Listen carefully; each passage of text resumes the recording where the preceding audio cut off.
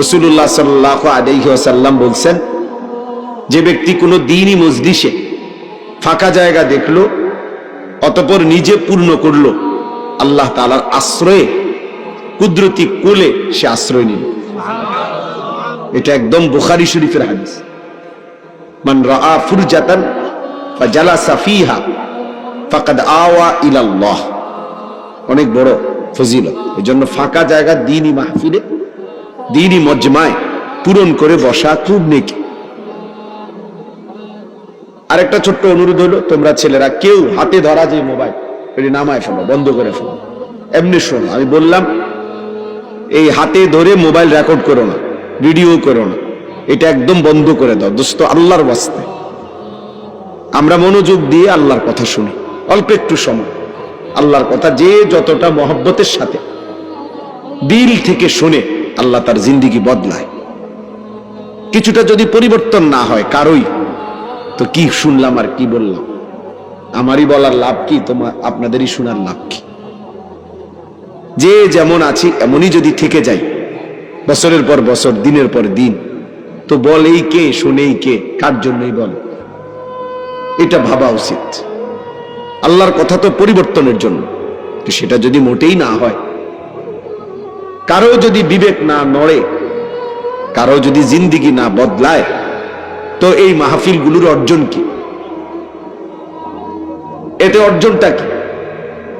কোথাও কম হইল, কোথাও বেশি হইল, তো কোথাও 10 লাখ লোকে হইল, তো কি হইল এতে? কোন মাহফিলে যদি 50,000 লোক হয়, তাহলে ওই মাহফিলের সবার কবর রাজাব মাপত, বলেন না? তাহলে দেখার বিষয় তো হলো কারো দিল বদলাইলো কিনা, কারো জিন্দেগি বদলালো কিনা, কারো ভিতরে ফিকির আসছে কিনা, অনুভূতি জাগলো কিনা, এটা দেখার বিষয়। এটাই যদি না হয়, তো শুনলামই কি, বললামই কি, কার জন্য বললাম, কেন বললাম? এজন্য দোস্ত সবার এটা উচিত, মোবাইল ধরে রাখলে হাতে দিল জমে না,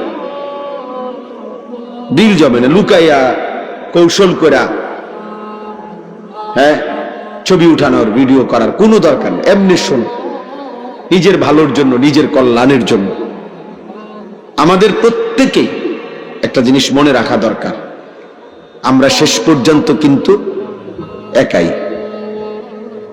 ঘুরে ফিরে দিন শেষে, বেলা শেষে, হায়াত শেষে আমরা একাই, আমরা একাই। এজন্য আমাদের একাই আমাদেরকে আল্লাহর সামনে দাঁড়াইতে হবে। আল্লাহ তাআলা কোরআনুল কারীমের মধ্যে স্পষ্ট বলছেন, আমি তোমাদেরকে প্রথম যেরকম একাকী বানাইছিলাম, একদিন আমি তোমাদেরকে এমন একাকী আমার কাছে ফিরে আনবো। কামা খালাকনাকুম আউয়ালা মাররা, প্রথমবারের মতো।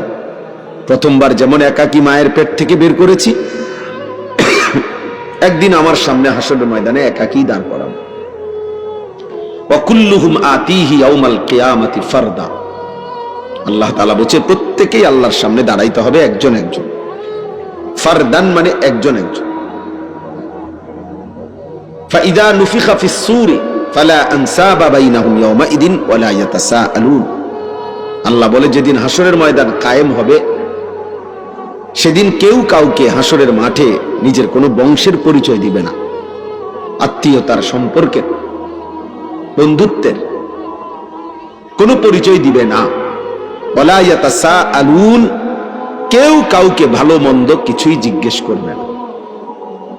আমারটা আমি, আমার বুঝ আমাকেই করতে হবে। ইকরা কিতাবাকা, আল্লাহ তাআলা বলবেন বান্দা তোমার আমলনামা তুমিই পড়ো। কাফা বিনাফসিকা আল-ইয়াওমা আলাইকা হাসিবা, আজ তোমার হিসাবের জন্য তুমি একাই যথেষ্ট, তুমি একাই বুঝ দাও। ইন্নাল্লাহা সায়ুকাল্লিমু, নিশ্চয়ই আল্লাহ তাআলা প্রত্যেকের সাথে কথা বলবেন। নবীজি বলছেন একজন একজন করে, এতটা একজন যে নবীজি বলছেন লাইসা বাইনাহু ওয়া বাইনাহু তারজুমান, আল্লাহর মাঝে আর বান্দার মাঝে একজন ফেরেশতাও থাকবেন, ফেরেশতাও থাকবেন, তারজুমান থাকবে না, মানে দোভাষী না, কেউ না, শুধুই আল্লাহ, শুধুই বান্দা। একাকী আল্লাহর মুখোমুখি হতে হবে। আল্লাহ তাআলা জিজ্ঞেস করবেন, আমাদেরকে উত্তর দিতে হবে। Lima ফাআলতা হাযা lima তারাকতা হাযা। আল্লাহ তাআলা আমলনামা দেখিয়ে জিজ্ঞেস করবেন, বান্দা এটা কেন করলে, এটা কেন ছাড়লে, এটা করছিলা কেন, এটা ছাড়ছিলা কেন। সুম্মা লা তুসআলুন্না ইয়াওমাইদিন আনিন নাঈম। আল্লাহ তাআলা বলেন, আমার দেওয়া সমস্ত নিয়ামত আমি সেদিন জিজ্ঞেস করব। সরাসরি কোরআনের আয়াত, ফাওয়ারাব্বিকা লানাসআলান্নাহুম আজমাইন। আল্লাহ বলেন, আল্লাহর কসম বান্দা, আমি কিন্তু সকলকেই জিজ্ঞেস করব। কোরআন শরীফের আয়াত। কসম করে আল্লাহ নিজের কসম করে বলছে, আল্লাহ আল্লাহর কসম খাইয়া বলছে যে আমি আল্লাহ আমার নিজের কসম করে বললাম, আমি কিন্তু সবাইকে জিজ্ঞেস করব। ইন্নাস সামআ ওয়াল বাসারা ওয়াল ফুআদা কুল্লু উলাইকা কানা আনহু মাসউলা। আল্লাহ বলছে, নিশ্চয়ই কান, চোখ এবং অন্তর সেদিন হাসরের ময়দানে জিজ্ঞাসিত হবে। মানে আমি আল্লাহ জিজ্ঞেস করব, আমার প্রশ্নের উত্তর দিবে। এজন্য দোস্ত, ওই অমুকের সাথে তমুকের সাথে সম্পর্ক, তিনি আমার জন্য সব তরায় দিবেন, ভাসাইয়া দিবেন না ভাইয়া, এটা না। আপনাকে হিসাব দিতে হবে, আপনাকে একাকী প্রশ্নের উত্তর দিতে হবে, আপনাকে একাকী আল্লাহ তাআলার মুখোমুখি হইতে হবে। সুপারিশ মানে নাজাত না, এটা জরুরি কথা, মনোযোগ দিলে বুঝবেন। ফিতনা করার দরকার নেই, এমনি বুঝতে শিখেন নিজের ভালোর জন্য। সুপারিশ মানে নাজাত না।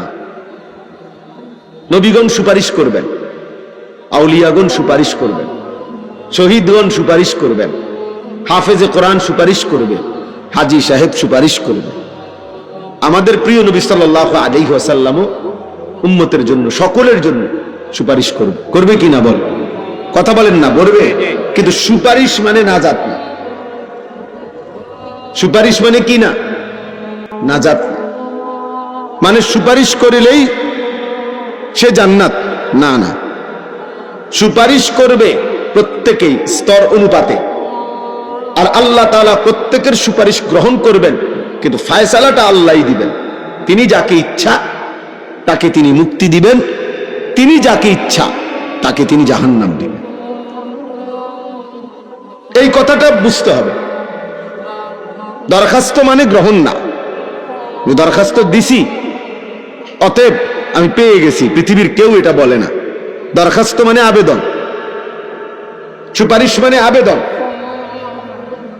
এরপরে যার কাছে সুপারিশ করলাম, তিনি গ্রহণ করা না করা তার ইখতিয়ার, তার ইখতিয়ার।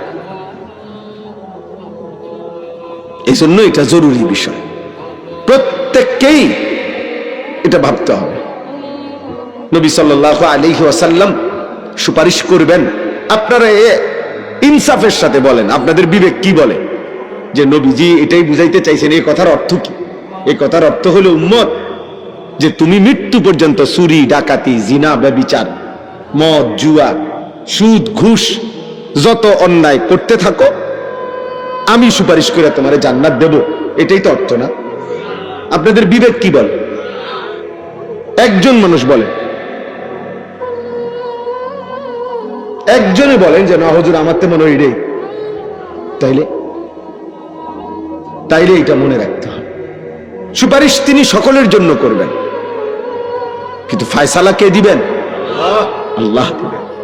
হ্যাঁ, নবীকে আল্লাহ বলছেন, বন্ধু আপনাকে আমি খুশি করব, আপনার মুখে হাসি ফুটাবো। ওয়ালা সাউফা ইউতিকা রাব্বুকা ফাতারদা। এই পরিমাণ আপনাকে দেব যাতে করে আপনি সন্তুষ্ট হয়ে যাবেন, সুবহানাল্লাহ, আপনারে খুশি করে দেব। কিন্তু এরপরেও কোথাও একথা বলে নাই যে আমি আল্লাহ তাআলা আপনার সুপারিশের পরে আমার কোনো ইখতিয়ার নাই, একথা আল্লাহ বলে নাই। সিদ্দিকীনের সুপারিশের পরে আমার কোনো ইখতিয়ার নাই, না। হাফেজ কোরআনের সুপারিশের পরে আমার কোনো ইখতিয়ার নাই, না, একথা বলে নাই। সুপারিশ করবে, কিন্তু ফায়সালা আল্লাহ। এজন্য ছেলেরা, বাবারা, আমার এটা মূল উদ্দেশ্য বোঝানো। একটি মাহফিল তারা করছে, আমরাও করলাম, অমুকে করছে, তমুকেও করলো, এই গ্রামের ছেলেরাও করছে, ওই গ্রামের ছেলেরাও করলাম, ফাটাফাটি করলাম, প্রতিযোগিতা করলাম, দেখাই দিলাম। মানুষ আইনা জমা করলাম, কেউ হেলিকপ্টার দিয়ে হুজুর আনলাম, কেউ বিমান দিয়ে আনলাম, কেউ এর চাইতে বড় বক্তা আনলাম, কেউ লাখ টাকা দিয়ে হুজুর আনলাম, ঠিক আছে, মানুষ জমলো। হ্যাঁ, এরপরে কি অর্জন, কি সেটা বল। অর্জন তো দেখা দরকার, অর্জনটা কি হলো আমার? হ্যাঁ, মানুষে কইছে আর কি আগামীকাল তার মাহফিলের লোক হইছে, হ্যাঁ, তো এরপরে কি হইছে বলছি। আগে মনে করেন পুরা গ্রাম চুক্তি সবাই বলছে যে মানুষ আর মানুষ রে, হ্যাঁ, তো এরপরে খালাস। এটাই এই 2 লাখ টাকা খরচ করার মাকসাদ, এটাই যে মানুষে কইছে, লোক হইছে, তে কামিয়াব, সার্থক। এটা আমার এই 5 লাখ টাকা খরচ করা সার্থক? এটা বুঝে, এটা বুঝা দরকার বাবা, ছেলেরা, বাবা তোমরাও বুঝা দরকার। ইনসাফ কি বলে? এই লৌকিকতা, এই প্রদর্শনী তো মূল মাকসাদ না। এটা তো জনসভা না, এটা তো ইলেকশনের প্রস্তুতি না, এটা তো ভোটের জন্য মানুষের দিল তৈরি করা না, এটা তো আখিরাতের জন্য দিল তৈরি করা। তো আখিরাত অর্জন হবে তো সেজদার মাধ্যমে, আল্লাহর বন্দেগীর মাধ্যমে, রাসূলুল্লাহ সাল্লাল্লাহু আলাইহি ওয়াসাল্লামের সুন্নাতের অনুসরণের মাধ্যমে, নিজের জিন্দেগিটা সুন্দর করার মাধ্যমে। তো সেটা যদি কখনোই আমার জীবনে না আসে, আমি যদি 60 বছরও বিড়ি সিগারেট ছাড়তে পারলাম না, তো আমার মধ্যে দিন আসলো কি? 60 বছর বয়সেও যদি আপনি গালি ছাড়া কথা বলতে পারেন না, তো দিন কোথায় আসলো? 40 বছর, এখনো 40 বছর ধরে প্রতিদিন ওজনে কম দেয় যে ব্যবসায়ী, তো তার মধ্যে দিন আসলো কোথায় বলেন বাপ? যে মা, যে বোন আজকে 25 বছর ধরে বেপর্দা, সবসময় রাস্তার পাশে, পুকুরের পারে, মানুষের চোখের সামনে গোসল করে, বেপর্দা হাঁটে চলে, তো এই মার জীবনে দিন আসলো কোথায়? এই বোনের জীবনে দিন কোথায় আসলো? তোমরা যারা ছেলেরা দিনের পর দিন 1 ওয়াক্ত নামাজ পড়তে পারো না, পড়ো না, আমার ভাইয়া, তোমার মধ্যে দিন কোথায়? ইসলাম কোথায়? তুমি কোন হিসাবে জবাব দিবা? ইনসাফ করে ভাব। আমি এই জন্য শুরুতে বলছি, শেষ পর্যন্ত কিন্তু আমরা একাই। কেউ কাউরে সালাক মনে করেন না, আর কেউ কাউরে বোকাও মনে করেন না। আমনে শুধু সালাক আর আমি বেকুকা। আমনে ভাত খাইলে আমি কি সিরানি খাই? কথা কয় না? হ্যাঁ, আমনে 3 বেলা ভাত খাইলে আমরা কি সিরা খাই? তো আমি বেকুব হবো কেন? আমি বোকা হবো কেন? তুমি চালাক হইলা কেন? কেউ কাউকে জন্য বোকা ভাবতে নাই, সবাই বিবেকবান। বোকা পাগল হইতে পারে, বোকা প্রতিবন্ধী হইতে পারে, কিন্তু সুস্থ সবল মানুষ বোকা হবে কেন? এই জন্য আল্লাহর নবী সাল্লাল্লাহু আলাইহি ওয়াসাল্লাম বলছেন, আল মুমিনু গিররুন কারীম। মুমিন সাদাসিধে হয়, সহজ সরল হয়, করিম ভদ্র হয়, আর কি লা ইয়াখদাউ ওয়ালা ইউখদাউ। নবীজি বলেন মুমিন কাউকে ধোঁকা দেয় না, আবার নিজেও ধোঁকা খায় না। সুবহানাল্লাহ, লা ইয়াখদাউ ওয়ালা ইউখদাউ, ধোঁকা দেয়ও না, ধোঁকা খায়। মুমিন বেওকুফ হয় না। কেন বেওকুফ হবে? সে ঈমানদার। এজন্য আমি অনুরোধ করতেছি, এ কম হোক বেশি হোক, ছোট হোক বড় হোক, প্রত্যেকটা বয়ানের মধ্যে আমাদের মধ্যে যেন এই ফিকিরটা থাকে যে আমার কলিজার মধ্যে কোনো অনুভূতি আসছে কিনা। তাইলে 10 জনের মজমাও দামি, আর নাই তো 10 লক্ষের মজমাও বেদামি। কেউ বুট খাইলো, কেউ বাদাম খাইলো, কেউ চানাচুর খাইলো, কেউ চটপটি খাইলো, কেউ ফুটকা বাজাইলো, কেউ বেলুন, কেউ বিড়ি খাইলো, কেউ সিগারেট খাইলো, কেউ কতক্ষণ সুর দিল, কতক্ষণ কেউ নাচলো, কেউ গাইলো, কেউ ডুললো, এই আর কি তারে নারে করে শেষ হয়ে গেল। যার যে যার মতো, আগের মতোই ফজরের নামাজে মুসল্লি নাই, আগের মতোই বাজারের কোনো ব্যবসায়ীর জীবনে পরিবর্তন নাই, কারো আখলাকের মধ্যে ছিটে ফোটা কোনো পরিবর্তন নাই। তাহলে এই ওয়াজ, এই নসিহত, এই বয়ান কার জন্য? তাই আল্লাহ আমাদেরকে বুঝার তৌফিক দান করুন। আমিন। কোরআনুল কারীমের মধ্যে আছে আল্লাহ তাআলা রমজান মাস দিয়েছেন। আল্লাহ নিজে বলছেন, বান্দা দুইটা বিশেষ উদ্দেশ্যে আমি রমজান দিছি। এক, লাআল্লাকুম তাত্তাকুন, যেন তোমাদের একটি পূর্ণ মাস রমজান রহমত, মাগফিরাত, নাজাত, এত বড় শ্রেষ্ঠতম মাস পেয়ে যেন তোমরা প্রত্যেকেই মুত্তাকি হইতে পারো। গুনাহ থেকে বাঁচবার একটা হিম্মত যেন আসে, হিম্মত, আল্লাহর ইবাদত করার যেন একটা জজবা আসে, যে এত বড় রমজান আমি হায়াত পাইলাম, যা আর মিথ্যা বলবো না, আর চুরি করব না, আর হারাম খাবো না, আর নামাজ ছাড়বো না। এই আল্লাহ বলে আমি চাচ্ছিলাম এটা, এতগুলো রহমত দিলাম, মাগফিরাত দিলাম, নাজাত দিলাম, 70 গুণ নেকি বাড়ায়া দিলাম, জান্নাতের দরজা খুলে দিলাম, জাহান্নামের দরজা বন্ধ করে দিলাম, শয়তানগুলো শেকলে বন্দি রাখলাম, হ্যাঁ, রহমত, মাগফিরাত, নাজাত দিয়ে পূর্ণ করে দিলাম, সবে কদরের মতো 1000 মাসের চাইতে শ্রেষ্ঠতম দামি রাত দান করলাম, ইতিকাফের মতো তৌফিক দিলাম। এত কিছুর বিনিময়ে একটা মাস শেষ হইল, আমরা প্রত্যেকের চেহারা, সুরত, চলা ফেরা, আচরণ, উচ্চারণ যেটা যেমন ছিল যদি ওই রকমই থাকে, তাহলে এই রমজান কার উপরে দিয়ে গেল? আমার কথাটা বুঝছেন নি? ছেলেরা, বাবা তোমরা বুঝছো নি? বাপ, আমার বাবা বুঝতেছি, তাইলে বাপ এই রোজাটা কার উপরে দিয়ে গেল? তাইলে এই রোজা রাইখা, রোজা রাখলাম, তারাবি পড়লাম, ইফতার করলাম, সাহরি খাইলাম, কই আমার আচরণের মধ্যে কোনো পরিবর্তন হলো না কেন? মান লাম ইয়াদা কাওলা যুর ওয়াল আমালা বিহি ফালাইসা লিল্লাহি হাজাতুন আন ইয়াদা তাআমাহু ওয়া শারাবা। নবীজি বলেন, মিথ্যা বলা, মিথ্যা আচরণ, মিথ্যা সাক্ষ্য, মিথ্যা যাবতীয় কাজ যে ছাড়তে পারলো না, এমন ব্যক্তির খাবার থেকে বিরত থাকা আর পানীয় থেকে বিরত থাকার কোনই প্রয়োজন আল্লাহর কাছে নাই। ফালাইসা লিল্লাহি হাজাতুন, আল্লাহর কাছে এর 2 পয়সার কোনো দাম নাই। নবীজি সাল্লাল্লাহু আলাইহি সাল্লাম বলছেন, আপনারা কত শুনছেন ওয়াজে, রমজানের শেষ দিন নবীজি মিম্বরের উপরে দাঁড়িয়ে আমিন বলছে 3 বার। শুনছেন না এই ওয়াজ? এটা কথা বলেন না, ইমাম সাহেবের কাছে শুনছেন না? তো এর মধ্যে জিব্রাইল বলছে নবীজিকে একটা কথা, হলো এই যে, ইয়া রাসূলুল্লাহ, রমজান যে পেল অথচ গুনাহ মাফ করাইতে পারলো না, আল্লাহ তাআলা আদখালাহুল্লাহুন নার, এমন নাফরমানকে আল্লাহ জান্নাত জাহান্নামে প্রবেশ করাবেন। ওয়া আবআদাহুল্লাহ, আল্লাহ তাআলা তার রহমের নজর থেকে তাকে দূরে সরিয়ে দেবেন। অভিশপ্ত ওই জীবন, ফেরেশতা যেন তার উপরে লানত দিছে যে তোর উপরে আল্লাহর লানত পড়ুক, রমজানের মতো এত বড় মাস পেয়েও তোর কোনো পরিবর্তন নাই, খোদার গজব পড়ুক তোর উপরে, আল্লাহর লানত পড়ুক তোর উপরে, আল্লাহর লানত পড়ুক।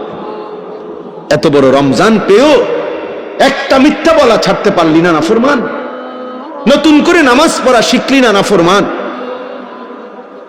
কোনো কিছুই কোনো পরিবর্তন, চুল আগের মতো, প্যান্ট আগের মতো, জামা আগের মতো, আহা অসভ্যতা, নোংরামি, অস্থিরতা, নারী, ছবি, জিনা, ব্যভিচার, মদ, জুয়া, সুদ, ঘুষ, ওজনে কম দেওয়া, গালি, বিড়ি, সিগারেট, টেলিভিশন, নাটক, সিনেমা, যার যেটা আগের মতোই। তো রমজানে কি অর্জন হলো বাবা? একটা ছেলে ভাইব, সবাই একসাথে বদলায় না, আমরা জানি, সবাই একসাথে বদলাবে না, একজন হলে একজনই ভাইব। নবীজি তো বলছেন, এটা জিব্রাইল বলছে, লানত ওই ব্যক্তির উপরে, রমজান পেয়েও যে জীবনটা বদলাইতে পারলো না। যেমন মনে করেন হজে গিয়েও যার জীবন বদলাইল না, আল্লাহর ঘর দেখা, নবীর রওজা দেখা, তো তার পরিবর্তন আর কি দিয়ে হইব বলে? এই জন্য আমরা কিতাবে পড়ছি, কোন ব্যক্তির হজ কবুল হয়েছে কিনা এটার একটা বাহ্যিক প্রমাণ আছে, সব কিতাবে আছে এই কথা। উলামায়ে কেরাম, মুহাদ্দিসিনে কেরাম বলছে এটার একটা বাহ্যিক নমুনা আছে। নমুনাটা কি? যে ব্যক্তির হজ্জের আগের আচরণ আর হজের পরের আচরণ পরিবর্তন বোঝা যায়। দেখা গেছে লোকটা আগে চা দোকানে আড্ডা দিত, বিড়ি খাইতো, সিগারেট খাইতো, গালিগালাজ করতো, টেলিভিশন দেখতো, নাচ গান দেখতো, সুদ খাইতো, ঘুষ খাইতো, কিস্তি নিত, হারামের সাথে ছিল। আলহামদুলিল্লাহ এখন হজের থেকে আইসা সব ছেড়ে দিছে, আল্লাহ বিল্লাহ করে, নামাজ রোজা করে, তাসবিহ তেলাওয়াত করে, বুঝাই যায় চেহারা। তো উলামায়ে কেরাম বলেন এটা প্রমাণ করে যে আল্লাহ তাআলা তার হজ কবুল করছে, কারণ তার মধ্যে কি হয়েছে? পরিবর্তন হয়েছে। কথাটা বুঝছেন কিনা বলে? তাহলে রমজানেরও তো একটা উদ্দেশ্য আছে। আল্লাহ তাআলা আমাদেরকে একটা মাস যে খাদ্য পানীয় স্ত্রী মিলন থেকে দিনের বেলা বিরত রাখলেন, এর কি কোনো উদ্দেশ্য নাই? সেই উদ্দেশ্য কই? সেই উদ্দেশ্য কই? তোমাদের ছেলেদের চেহারা দেখলে বলো বাবা পরিবর্তন কোথায়? রমজান পেয়ে পূর্ণ এক মাস রোজা রেখেও কেন নামাজ পড়তে পারলা না? কেন পারলা না? রমজানের ওই দেখেন মোবাইল ধরেই রাখছে। মানে কিছু এত অসভ্য কিছু ছেলে এরকম এত বেয়াদব, মানে কলিজার ভিতরে যার মোবাইল ঢুকে গেছে, এই অসভ্যর পরিবর্তন কঠিন। ওর কথা হলো হুজুর তোমার বাপ না তোমার আব্বাও যদি কয় আমি ছাড়তাম না মোবাইল। মোবাইল আমার প্রাণ, মোবাইল আমার প্রাণ ভ্রমরা। এই ভ্রমরা যদি টিপ দেয়, আগে শুনছি গল্প ছোটবেলায়, রাক্ষসের প্রাণ ছিল কিসে? ভ্রমরার ভিতরে। যে আমরা ছোটবেলায় গল্প শুনতাম না, ওই ভ্রমরা যদি কি টিপ দিয়ে মাইরে লায়, তাহলে রাক্ষস কি হয়ে যাবে? আজ অসংখ্য ছেলে পেলের এই অসভ্যদের জিন্দিগিটা, তার জীবন এটা, তার কোনো মা নাই, তার কোনো বাপ নাই, তার কোনো বংশ নাই, তার কোনো ধর্ম নাই, তার কোনো কোরআন নাই, তার কোনো আল্লাহ নাই, তার কোনো রাসূল নাই, তার জীবন একটাই, একটা মোবাইল, একটাই। এই এক মোবাইল তার জীবন। এরপরে এর দ্বারা কি কোনো ভদ্রতা আছে? মানুষ কি মনে করে, মানুষ আমাকে কেমন জানে, কিচ্ছু আমার দরকার নেই। আমি মোবাইল চালাইতে পারতেছি, নারী ছবি অশ্লীল দৃশ্য এমবি আছে, চার্জ আছে, খালাস, নেট আছে। এবার আর আমার সমাজে ইজ্জত আছে না নাই এটা আমার দেখার দরকার নেই। আমার মনের চাহিদা তো পূরণ হইতেছে, আমার চাহিদা তো পূরণ হইতেছে।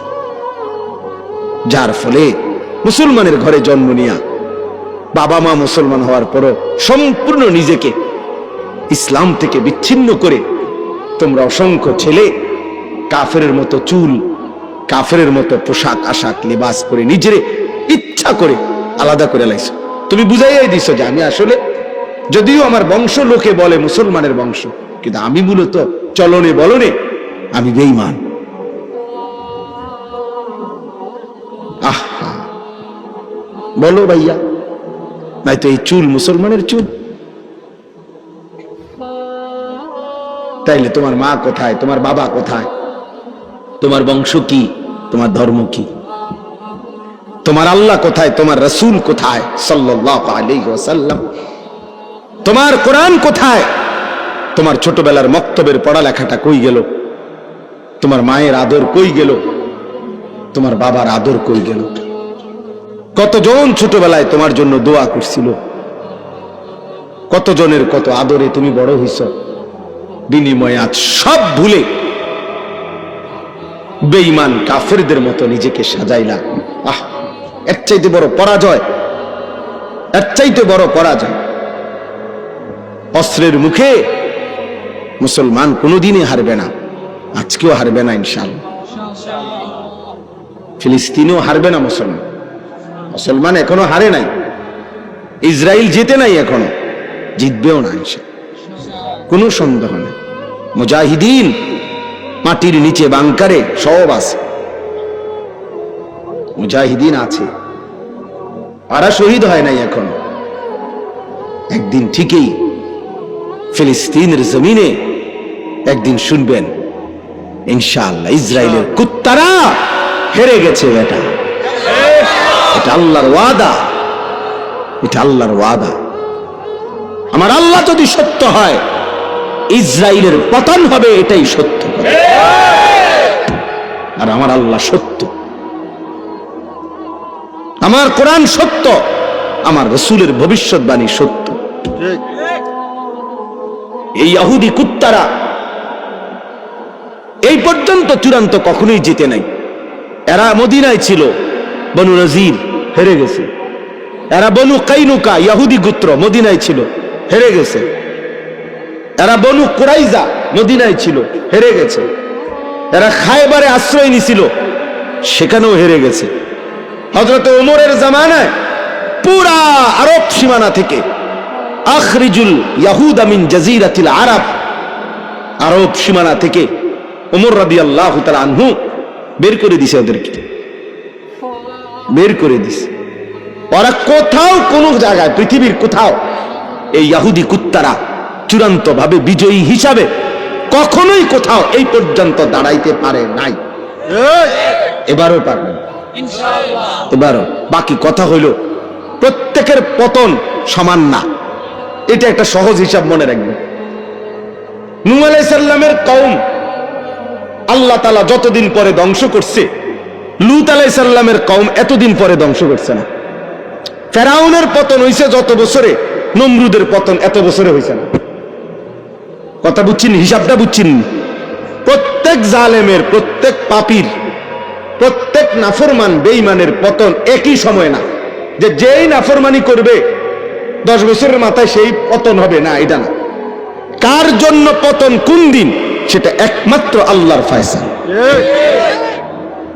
কেউ 70 বছর, কেউ 700 বছর পরে হোক, যেহেতু 950 বছর পরেও জালেমের বেঈমানের পতন হইছে নূহ নবীর কওমের, তাইলে ফিলিস্তিনের উপরে জুলুম করতেছে তাইলের বেঈমানরা আজকে 77 বছর, 1948 সাল থেকে আজকে 77 বছর, এখনো 950 বছর হয় নাই।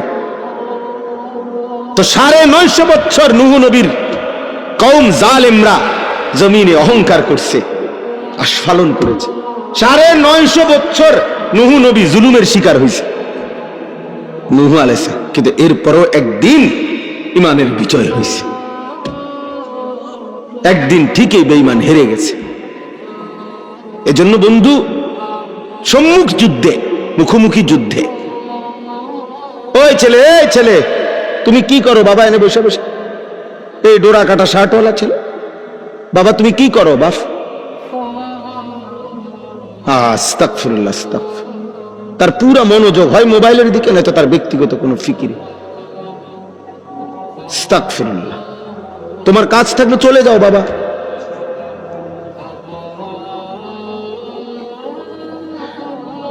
আমার এটা অভ্যাস, আমি ছেড়ে দেওয়ার মানুষ না। আমার আরেক বছর আইতে হবে, এটা জরুরি না। আর কোনদিন আসতে হবে, এটাও জরুরি না। এই বলছে মৌলানা, বলছে মৌলানার মহব্বতে বলছে।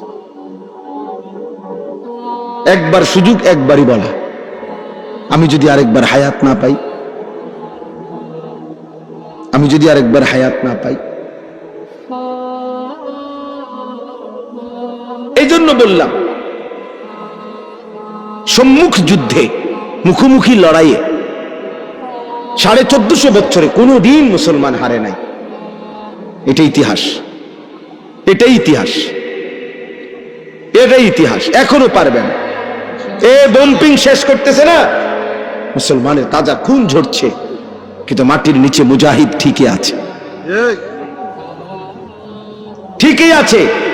আল্লাহর ফয়সালা কিভাবে বিজয় হবে সেটা মালিক যখন দেখাবে, তখন 2 2 4 ঠিকই মিলে যাবে, ইনশাআল্লাহ মিলে যাবে। দুপুরবেলা কেমনে ভাগবে, এটা মালিক যেমনে সাজাইয়া রাখছিল, যখন দৌড় দিছে তখন সবাই দৌড় দিয়ে আমরা কোনো কেউ বুঝছি না। হ্যাঁ, 5ই আগস্ট কেমনে দৌড় দিবে আমরা কেউর হিসাবে মিলছিল না, যে বাঁচবো কেমনে, যাইবো কেমনে, কি হইব কেউ জানছে না।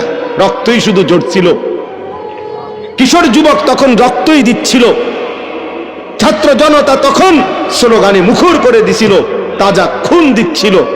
মনে হচ্ছিল কি হবে না হবে, ঠিকই মালিকের ফয়সালা যখন হয়েছে তো গোটা পৃথিবী দেখছে জালেমের পতন কেমনে হয়েছে। এটাই সত্য। সিরিয়ায় 52 বছরের চাইতে বেশি বাপ পুত দুইজনে মিলে জুলুম করছে। হ্যাঁ, এই বাশার আল আসাদ আর তার বাবা দুইজনে মিলে সিরিয়ার 5 লক্ষ ইমানদার মুসলমানকে শহীদ করছে। জানো মিয়া, অসংখ্য নারী, লাখো নারী ধর্ষিতা হয়েছে। ছোট মাসুম বাচ্চা 16 বছর হয়ে গেছে, এই জন্মের পর থেকে 16 বছর 18 বছর পর্যন্ত জেলখানাতেই বড় হয়েছে। যেদিন জেলখানার থেকে বের হয়েছে তো সেদিন হয়তো 16 বছর 18 বছর। হ্যাঁ, এই 8ই ডিসেম্বর ঠিক এই বাশার আল আসাদ পতন হয়ে গেছে। তাইলে কারো পতন 16 বছরে হইতে পারে, কারো পতন 54 বছরে হইতে পারে, কারো পতন 950 বছরে হইতে পারে, কারো পতন 400 বছর পরে হইতে পারে। তাহলে ইসরায়েলের পতনও হবে, ইহুদি কুত্তাদের পতন হবে। কিন্তু আমি বন্ধু বলতেছি, আমার যে কথাটা, সম্মুখ যুদ্ধে মুসলমান বিজয়ী হবেই হবে ইনশাআল্লাহ। কিন্তু এই সাংস্কৃতিক যুদ্ধ, মনস্তাত্ত্বিক যুদ্ধ, এই আমাদের লেবাস পোশাক, চলা ফেরা, আচরণ, উচ্চারণ, আখলাক, তাহজিব, তামাদ্দুন, এই পরাজয়, আমাদের এই ব্যর্থতা, এটা কিন্তু অনেক দিন ধরে চলতেছে আমাদের। এটা কিন্তু বড় লজ্জার বিষয়। আমরা না খাইয়া মরে যাইতে পারতাম, কিন্তু আমরা বেঈমানের মতো সাজবো কেন? আমি প্রয়োজনে না খেয়ে মরে গেলাম, ইমানদারের রক্ত কোনোদিনও বিফলে যায় না। মুমিনের প্রতি ফোঁটা রক্তে জান্নাতের হুরেরা হাসতে থাকে।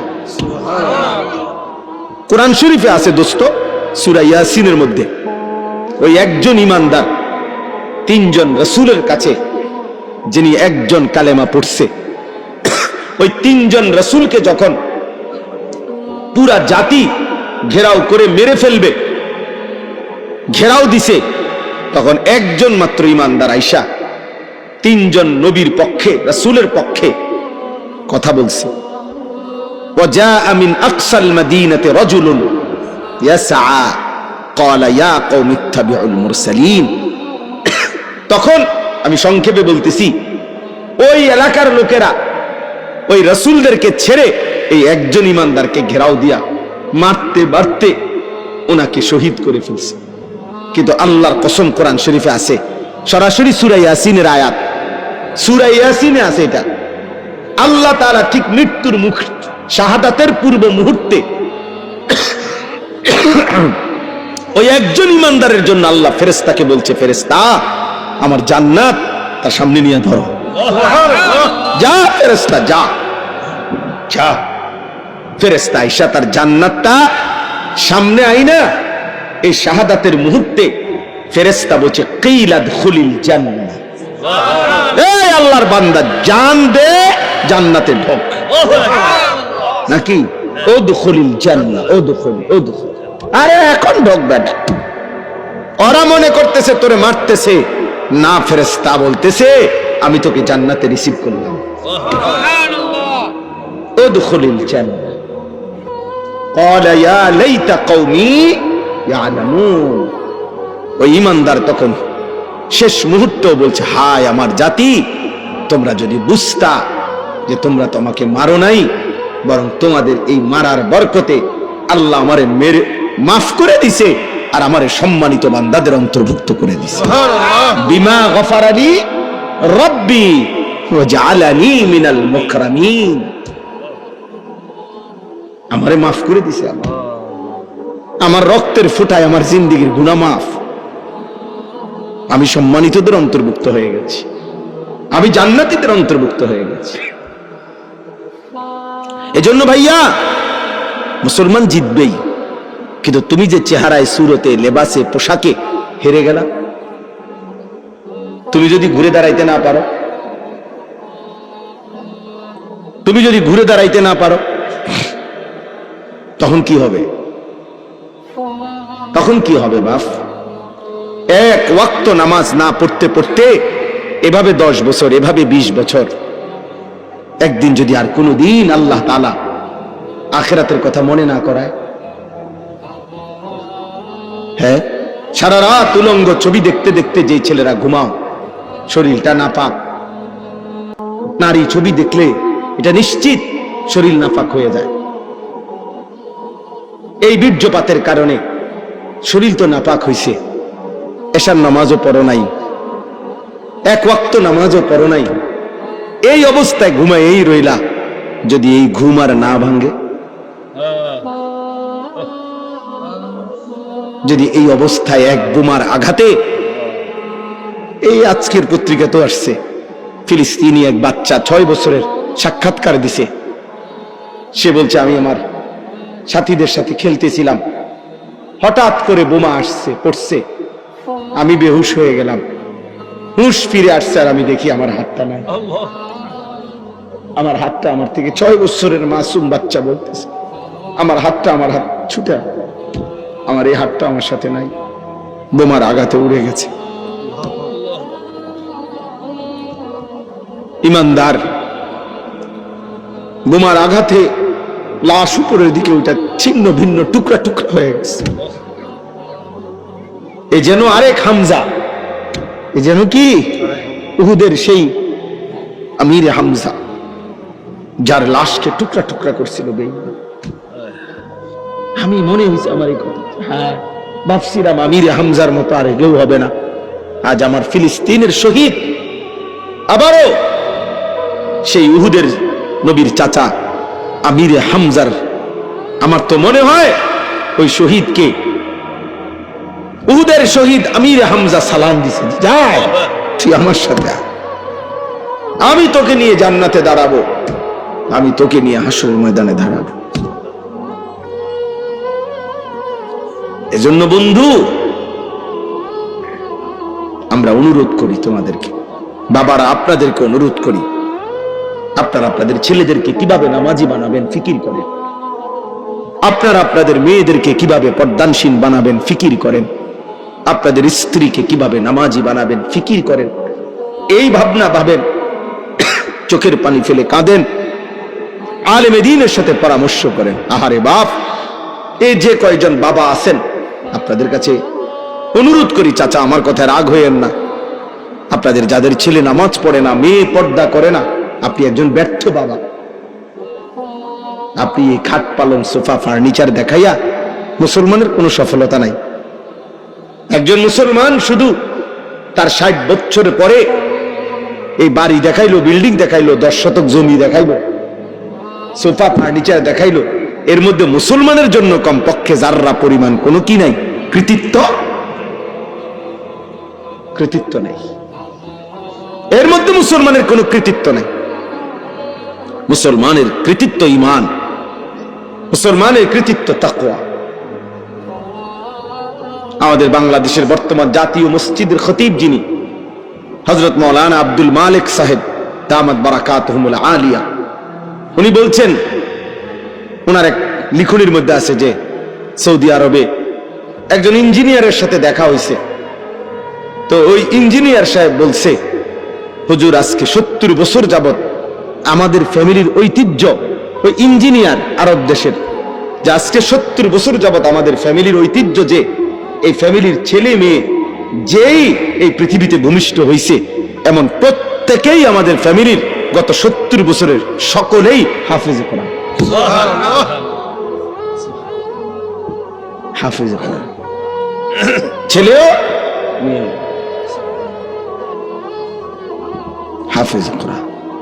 তাহলে এটা বলার মতো কিছু, কি বলেন, এটা একটা বলার মতো জিনিস। শেখুল হাদিস আল্লামা আজিজুল হক রাহমাতুল্লাহ আলাইহি, তার ছেলে মেয়ে নাতি নাতনি সব হাফেজে কোরআন, কসম আল্লাহ, সব হাফেজে কোরআন। এই যে আমাদের আলোর মিনার, সাহসের বাতিঘর, যে কথা বললে বাঘের গর্জন হয়, যিনি দাঁড়াইলে মিছিল হয়, যিনি হাঁটলে আন্দোলন হয়, তিনি আল্লামা মামুনুল হক। মামুন কথা বললে গর্জে ওঠে। তো ওনার ফ্যামিলি, ওনার আব্বাই শেখুল হাদিস আল্লামা আজিজুল হক, ওনারা সব হাফেজে। আপনি এখন গিয়ে জিজ্ঞেস করেন। এই জন্য বললাম বাবা, এটা বুঝতে শিখেন, বুঝতে শিখেন, ভাবতে শিখেন। আপনার আমার জিন্দেগির সফলতা, আমার ছেলেগুলো নামাজ পড়ে, আমার মেয়েরা পর্দা করে, আমার নাতি নাতনি সবাই আল্লাহর কোরআন পড়তে পারে, আমার ঘরে ফজরের নামাজ আদায় করে সবাই, এটাও বলার মতো কোনো বিষয়। খাট বানাইছেন, সোফা বানাইছেন, কীর্তেন কোন মানুষের, কীর্তেন কোন, কীর্তেন আমি প্রায় বলি এ কথাটা। এক চাচা আমার একদিন কইছিল, হুজুর আল্লাহর রহমতে 4টা রুম দিয়ে একটা ঘর করছি, দোয়া করেন, 2টা বাথরুম দিছি ভিতরে, বাথরুম দি শুদ্ধা টাইলস। আল্লাহু আকবার, নারে তাকবীর, বাথরুম উদ্দা টাইলস। কফাল, কফাল, ওনার বাপ দাদার কফাল, বাথরুমে উদ্দা টাইলস লাগাইছে। এর চাইতে বড় সফলতা জীবনের আর কি হইতে পারে? আমি বললাম, চাচা কফাল আমনের কত বড় সৌভাগ্য, আজকে আমনে এবং আমনের জিফুত নাতি নাতনি টাইলসের মধ্যে মুতেন। আল্লাহ পাক কত বড় নিয়ামত দান করছেন। আমনের পূর্বপুরুষ মাটিতে মুতছে না, আগের ওলারা তো কি মাটিতেই ভাষা করছে। এখন আমনে এবং আমনের পরবর্তী জেনারেশন এখন থেকে টাইলসে মুতবে। এর চাইতে বড় সৌভাগ্য জীবনের অর্জন আর কি হইতে পারে? এটা আলাদা ক্রেস্টে বাধাই করা দরকারি কথা। বলে এটা একজন মুমিনের সফলতা না। আমার কথা শেষ। আমি এটাই বলতে চাই, আল্লাহ পাক রব্বুল আলামিন এই সূরা বনী ইসরাঈল 15 নম্বর পারা 17 নম্বর সূরা, এই সূরার 4টি আয়াত আমি পড়ছি লম্বা ব্যাখ্যা করার জন্য, শুধু 2টা কথা বলার জন্য। এখানে এই 4টি আয়াতের মধ্যে আল্লাহ তাআলা একটা কথা বলছে যে বন্ধু, আপনি আমারে 3টা জিনিস, নবীজিকে আল্লাহ বলছে, 3টা জিনিস আপনি আমারে বুঝাইয়া দেন, আর হকের বিজয় আমার থেকে বুঝেন। বুঝেননি? সহজ বাংলা কথাটা। 3টা আমল আপনি আমারে শতভাগ বুঝাইয়া দেন, আর আমি আল্লাহ থেকে হকের বিজয়, বাতিলের পরাজয় এটা বুঝে নেন। 3টি আমল হলো আকিমিস সালাতা লিদুলুকিশ শামসি ইলা গাসাকিল লাইলি ওয়া কুরআনাল ফাজর ইন্না কুরআনাল ফাজরি কানা মাশহুদা। সহজ কথা হইল, ব্যাখ্যা ছাড়ার জন্য বলতেছি অল্প কথায়। অর্থ হইল ফজর সহ 5 ওয়াক্ত নামাজ।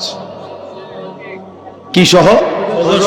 বিশেষ করে ফজর 5 ওয়াক্ত নামাজ আপনি আমারে বুঝাই দেন। ফজর সহ 5 ওয়াক্ত নামাজ। কি সহ? আবার বলেন। এইভাবে কোরআন শরীফের আয়াত এটার।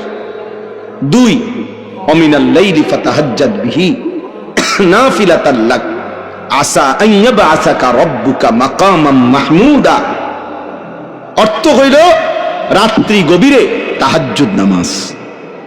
5 ওয়াক্ত নামাজের অতিরিক্ত আর একটা নফল বিশেষভাবে আমারে বুঝাই দেন, নফল নামাজ, সেটা হলো তাহাজ্জুদ, রাতের গভীরের তাহাজ্জুদ।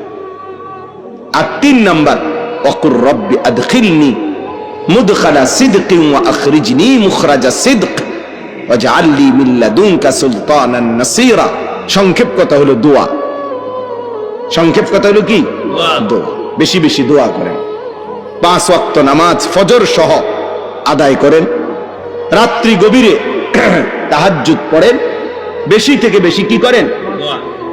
এরপরে এই 4 নম্বর আয়াতে আল্লাহ বলেন ওয়াকুল জা আল হক, এরপরেই কইলাম আমনে কইবেন যে জা আল হক, হক চলে এসেছে, ওয়া যাহাকাল বাতিল, বাতিল ভাগ্য গেছে, বাতিল পলাইছে। ইন্নাল বাতিলা কানা যাহুকা, নিশ্চয়ই বাতিলের পতন অবশ্যম্ভাবী হবেই। ইন্না, নিশ্চিত আল্লাহ বলছে দুশমন হেরেই যাবে, বাতিল হেরেই যাবে, হেরেই যাবে। এজন্য দোস্ত আমার, বন্ধু আমার, ছেলেরা আমার, আমি অনুরোধ করছি বাবা, পৃথিবীর এই পরিস্থিতিতে যদি সামান্যতম বিবেক থাকে ভাইয়া, কমপক্ষে তোমরা ছেলেদেরকে বলি বাবা, যদি ন্যূনতম বিবেক থাকে তাহলে আল্লাহকে মানো।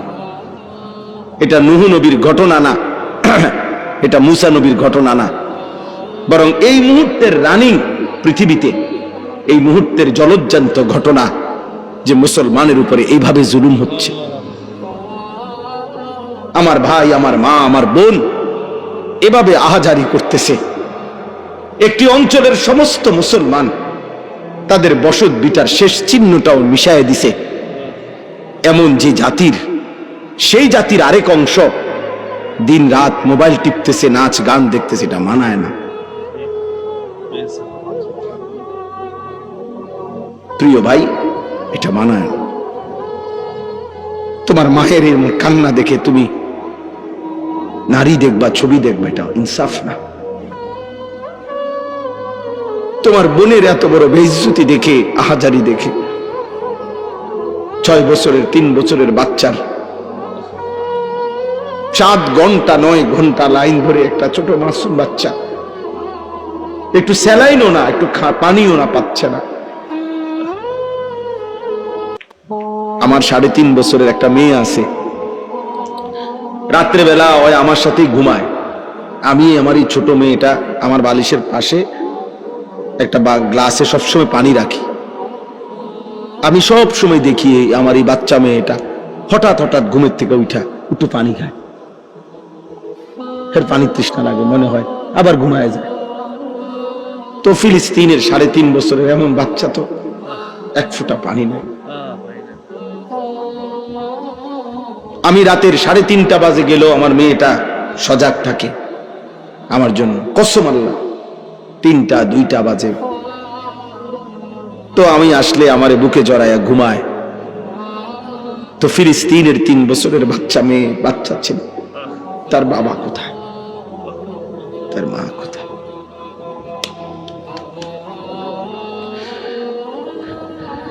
অতএব এই অবস্থায় তুমি, আমি, আমরা সবাই যদি আল্লাহর নাফরমানি করি, এটা ইনসাফ না।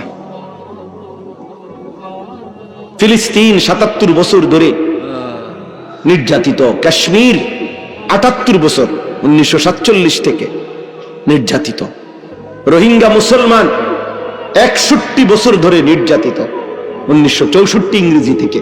তুমি হিসাব করো, আমার কাছে হিসাব আছে সব। তাইলে 77 বছর ধরে ফিলিস্তিন নির্যাতিত হবে, 64 বছর ধরে রোহিঙ্গার মুসলমান নির্যাতিত হবে, 78 বছর ধরে কাশ্মীরের মুসলমান নির্যাতিত হবে। তুমি বন্ধু কোনোদিন নির্যাতিত হবা না, এর নিশ্চয়তা তোমার কাছে কোত্থেকে আসবে? কথা বলেন না? আমাদের উপরে কখনোই কোনো মুসিবত আসবে না। প্রিয় ভাই, তুমি কেমনে বুঝলা? তুমি কেমনে বুঝলা? তুমি কেমনে এতটা নিশ্চিন্ত হইয়া গেলা যে তোমার উপরে কোনো মুসিবত আসবে না? তুমি এইভাবে আল্লাহর সাথে বিদ্রোহ করতেছ।